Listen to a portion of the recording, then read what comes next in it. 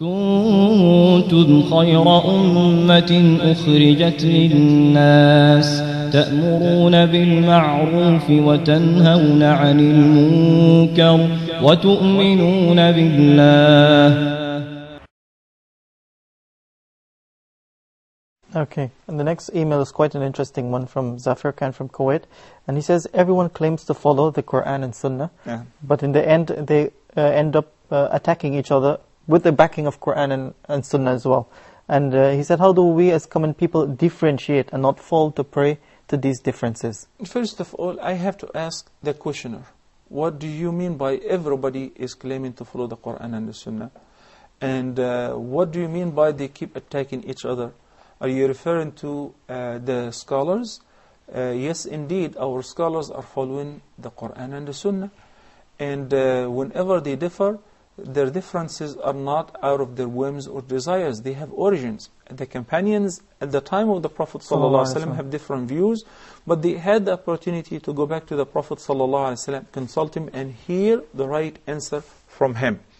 The succeeding scholars, such as the founders of the four schools of thought, may have different views in various issues, but it doesn't mean that they are not following the Quran and the Sunnah. No, definitely they are. They concluded and deduced their ahkam always from the Quran and the Sunnah. We have no doubt whatsoever in this regard. If one of them relied on a hadith, later on the hadith was proved not to be highly sound or classed as weak, so the other's view is sound, it would be taken. And in this condition, the scholar was not blameworthy, and he did not err on purpose. With regards to those scholars, the Prophet ﷺ said, "Man ijtahada fa'asaba falahu ajran, man ijtahada fa'akhta'a falahu ajr." One who makes ijtihad, and ijtihad is a very high level in the ranking of knowledge. Not any of us can make ijtihad. Whenever there is an issue or a mas'ala or a new event that needs a fiqh council in order to give their hukm or views on this issue, it is not for any of us to make some researches and say, this is what I think. It requires the person to master the Arabic language, all its branches, the balagha, the adab, the Arabic poem and poetry, Arabic grammar, to master the memorization of the Quran, to be aware of the different tafasir, and to master the art of hadith and memorize hundreds of thousands of hadith. It's a very complicated process that the scholars, Abu Hanifa, or Malik, or Ahmad, or Shafi'i, have accomplished this level. And there are students who are mujtahideen within the same madhab.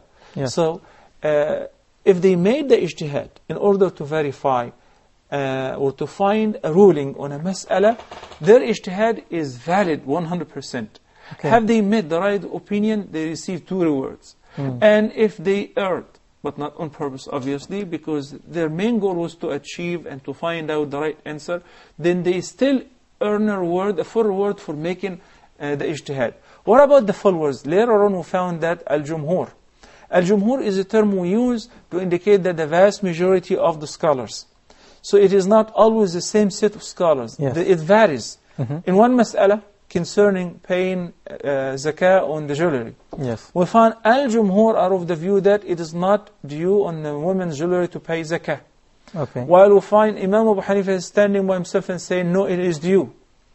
And a woman must pay zakah, or her husband, or whoever is in charge for her to pay zakah on the gold or silver that she's wearing.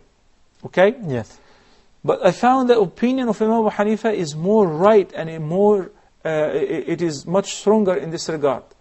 Who was al-jumhur in this case? Malik, or Ahmad, or Shafi'i. In another opinion, you might find al-Shafi'i by himself and others. So the others will be al-jumhur. I say, for instance, al-Imam al-Shafi'i dislikes the usage of the miswak after noon or after asr, if the person is fasting. Obviously, he is relying on a personal understanding of a hadith. But the sound hadith proved the opposite. So al-jumhur in this condition are of the view that it's okay to use the miswak at any time, even if you're fasting, no problem. And that is more right. As a follower, as a seeker of knowledge, what am I supposed to do? I'm supposed to follow the sound reference. Whether it is with my imam or with another imam. As long as the imam presents a sound hadith or a sound understanding of the Sahaba to the hadith or the verse, then it should be followed.